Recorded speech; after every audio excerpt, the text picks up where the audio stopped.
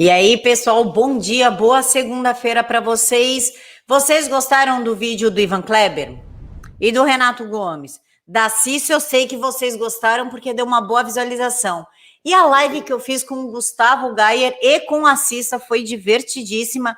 E para quem não viu, os links estão aqui na caixa de informação, os primeiros links. E durante o vídeo vai pipocando os izinhos aí, porque não dá para colocar todos juntos. E esse final de semana nós tivemos, segundo a CNN, uma manifestação ordeira, organizada e pacífica, mesmo que o ato pró-Lula tenha jogado fogos de artifício contra os jornalistas da CNN. Eles também depredaram São Paulo.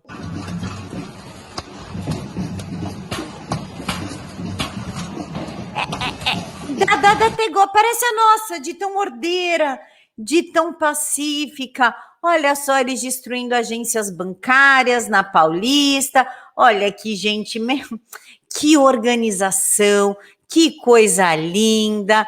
E detalhe, se algum jornalista tivesse se machucado nesse ato, sabe quem teria que indenizar o jornalista? Nós, segundo o Supremo Tribunal Federal. Mas teve coisa além de depredação e queimar coisas em vias públicas. Isso é que eles chamam de democracia, tá? É isso que eles querem que volte. As imagens são das redes sociais, como mostra o vídeo, pontos de ônibus depredados, coisas queimadas na avenida, agência bancária. E também teve isso aqui, ó, eles se organizando para colocar fogo em pneus, bandeira dos antifas, de anarquia, Lula de volta, volta Lula, enfim. Inclusive, lá o Montanha, lá da Odebrecht, o deputado Paulo Pimenta, ele postou uma foto de 2016, falando que era o ato pró-Lula, com cartazes desse tamanho escrito fora Cunha e fora Temer. Até agora eu não sei onde está Temer e Cunha no ato de 2021. Inclusive, dentro desse ato pacífico e organizado que se joga fogos de artifício, acho que eles esqueceram que eles fizeram com o cinegrafista Santiago da Band em 2013, quando mataram o cinegrafista. Os membros do MTST, que é do Boulos, são acusados de agressão e racismo contra indígenas da própria esquerda.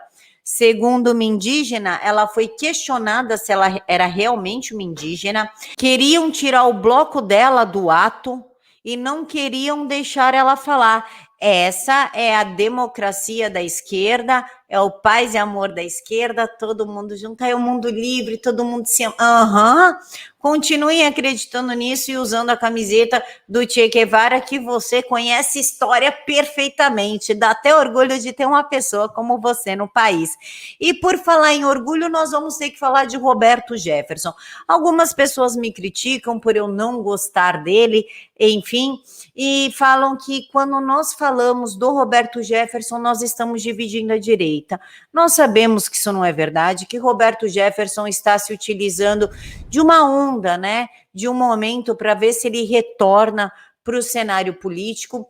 Inclusive, a filha dele votou contra um projeto de Eduardo Cunha que dificultava ainda mais o assassinato de bebês no útero de suas mães. Segundo a Cristiane Brasil, o Congresso não pode legislar sobre o útero das mulheres. E neste final de semana, Roberto Jefferson e a Cristiane Brasil resolveram atacar o Kim Paim, atacar o Carlos Bolsonaro. Inclusive, o filho do Roberto Jefferson fez ameaças ao Kim Paim, segundo o próprio Kim, e o Roberto Jefferson disse o seguinte: o viado enrustido tem seu gabinete do ódio situado na Austrália. Aqui ele está falando do Carlos Bolsonaro e do Kim Paim. Lá essa agência de notícias chama Canguru Gay News. Não suporta os viados enrustidos. São sujeitos de péssimo caráter, falsos, mentirosos, covardes, maledicentes, traidores, sem amor familiar, esfaqueiam a mãe, vivem de fofoca, têm inveja da inteligência e da coragem, contratam cães hidrófobos para latirem em seu lugar. Nós não podemos esquecer que aquele projeto de lei que dificultava um pouquinho a vida do Supremo Tribunal Federal para o ministro que fizesse ativismo judicial, só não foi aprovado porque o PTB de Roberto Jefferson não estava presente na votação e aquela deputada que foi pega com a transmissão da Globo, né, com o radinho da Rede Globo, é do partido do Roberto Jefferson. Embora ela tenha sido expulsa do partido, ela só será levada ao Conselho de Ética se o Roberto Jefferson assim o determinar. Por isso que nós temos que ficar muito, muito atentos com essas pessoas que do nada, simplesmente do nada, aparecem falando que são bolsonaristas. A gente também não pode esquecer que em entrevista à Leila Nagel, o Roberto Jefferson falou que os filhos do Bolsonaro tinham que evitar ficar indo no Palácio do Planalto. Peraí, para pai de filho? Que tipo de conservadorismo é esse? Então, eu acho que esse fim de semana serviu aí para cair algumas máscaras, porque atacar o Carlos Bolsonaro e o Kim Paim desta forma baixa não foi guerra de narrativas, não foi briga política, foi um ataque frontal, pessoal, ad hominem. Já mostrou qual é a real intenção do Roberto Jefferson. E por falar em intenção do Roberto Jefferson em manifestação pró-Lula, inclusive fotos escrito "O comunismo vai vencer", escrito em bandeiras, olha o tamanho do absurdo.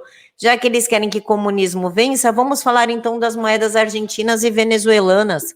Moedas argentina e venezuelana estão entre as mais desvalorizadas em 2021. O levantamento leva em consideração a variação do câmbio de 120 países ao redor do mundo. Ou seja, Argentina e Venezuela acabaram, estão entre as moedas mais desvalorizadas, enquanto a nossa moeda ocupa o 12º lugar da mais valorizada em 2021. Neste ano, a moeda brasileira acumula alta de 3,2% em relação ao dólar. Parabéns à equipe econômica, que é o quê? Liberal. Liberdade econômica. E por falar em liberdade, vamos falar de picadinha? Vamos sim. O Ministério da Saúde quer encerrar o uso da picadinha flangoflitense no país. A PAS entende que a eficácia geral do imunizante produzido pelo Butantan idoso é baixa. Não só isso, nós temos aí diversos casos de pessoas que tomaram as duas picadinhas e ainda assim contraíram o flangoflito, e algumas, inclusive, acabaram aí sendo internadas e perderam a vida. Então, eu apoio essa decisão do Queiroga, embora o Queiroga, esse final de semana, deu umas declarações meio estranha, mas essa decisão é correta sim, inclusive a mesma decisão que alguns países tomaram em relação à AstraZeneca, né? No show do acho que é Springton, não sou boa com esses grupos musicais, não vai entrar quem tomou a picadinha da Astra, entendeu? Por conta da sua baixa segurança.